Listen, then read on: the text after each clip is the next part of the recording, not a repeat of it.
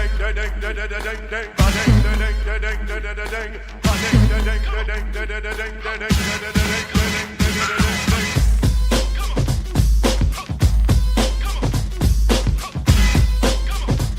had my own sink and it had a bed and it had a window. And every morning at 6 o'clock in the morning, it bzzz, and then the door bing bing bing bing, and the door would open and we'd all go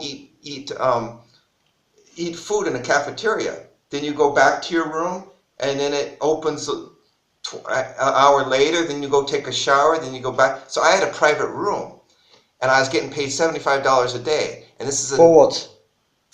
For serving credit off my tickets I owed, $1,000. And every day I'd get $75 more credit. So, like I had to being in jail, you've been paid $75 an hour off my total that I owe. Off the total that I owe. That's interesting. So how long have you spent? So I had so many tickets that sometimes I would be in jail for over a week. And so you decided to repeat this? I did it many times, because I get so many traffic tickets But would it be easier to pay them with someone to earn, being free to go for a job? I didn't have a job. I was a full-time student. Student at the university, and I didn't have a job. And it was easier. So you've been sitting in a cell reading books. On Christmas break. I don't have anything to do in Christmas break. We get 3 weeks off for Christmas. Great move. Yeah. So it was all information. It was all. What about your roommate or cellmate? I had no cellmate because it was all cool. I had a private room. I told you I had a private cell. Internet or those times? No. This is before the internet. I had a private cell, and then when they get bing bing bing in the morning or bing bing bing at supper time, everybody in the pod, 3 floors up of pods, all in a circle. So there were like 200 men. Oh. And when the bell rings, we all go to the center, and the center is all full of tables.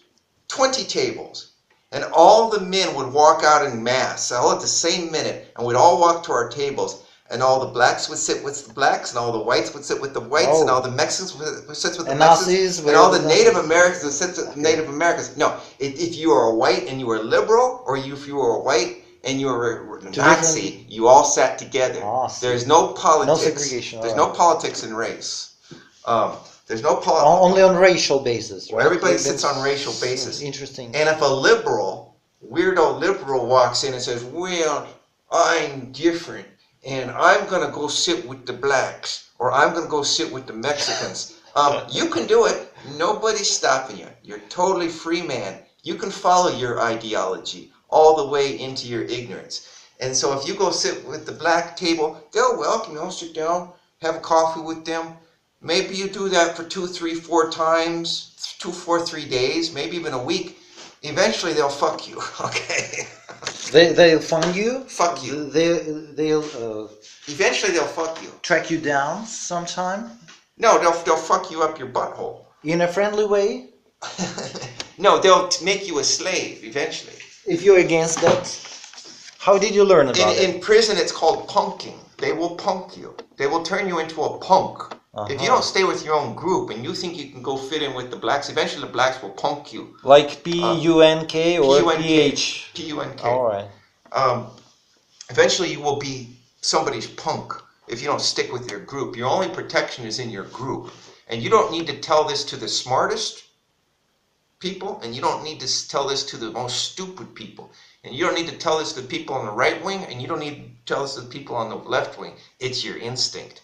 Whenever you put humans in a desperate situation where they feel insecure and unsafe, they go back to the basic level, which is their race. And everybody sits with their race. So anyway, I had my private room. Well, this is my message of my story to you, Sergey. So I thought, well, gee, I went back to America in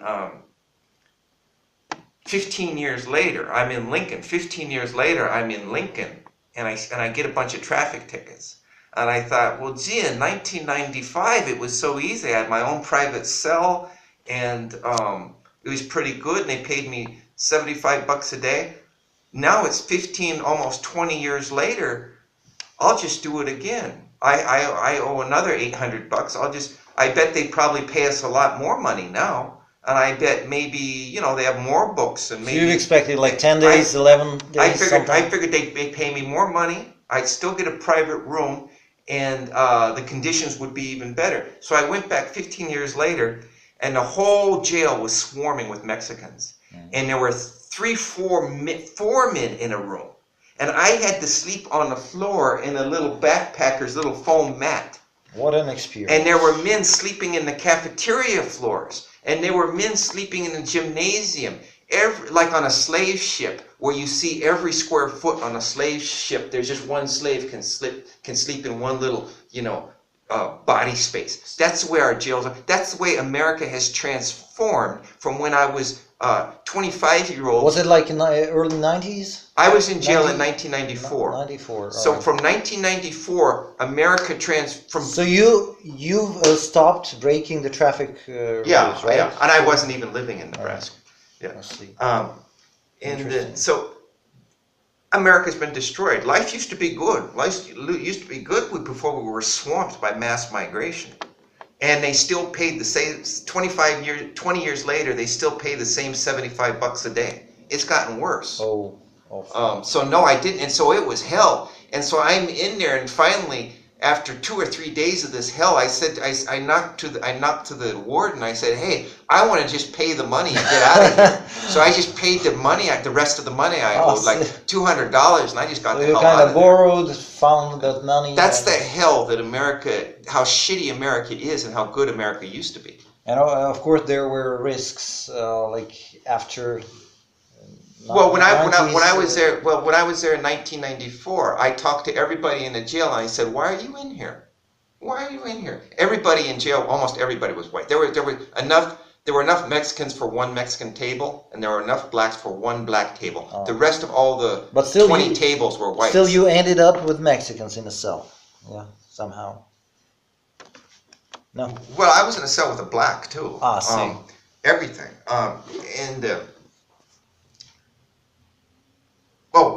when I was in jail in 1994, 1993, and 1995, I would talk to every man in jail, and most all of them were white. And every guy in jail, sleeping overnight in jail for 3 or 4 days in the county jail, every man was in there for drunk driving or not paying his child support. Mm-hmm. I didn't meet a man in there who was in there for any violent crime. I didn't even ever meet a guy who was in there for drug problem. But it was an ordinary or like an average prison? The average prisoner was in there for drunk driving or not paying child support. Period. So isn't that the conclusion that you rarely can meet the person who commit like serious felony, like killing someone or rape? Not many white men do that. Now if you go to jail, I mean, blacks commit murders on a higher rate, so you might meet a murderer. But how many white guys are murdering and in jail? Not many, Maybe some drunk fights, something like that, right? I didn't meet these people. Yeah, I didn't. Right. So America has gotten a lot worse. And that's just a symbol of one metric on all levels. If you would have went to America in 1976 and drove down the highway in any state in America, you'd see guys hitchhiking. Young girls with long hair and hippies with hair, they'd be hitchhiking and everybody would pick them up. Now if you hitchhike in America, no one will ever pick you up. That's called multiculturalism. Once you become America was, in 1976, was 92% white. Oh. Okay, now that America is 50% white, no one will pick up anybody.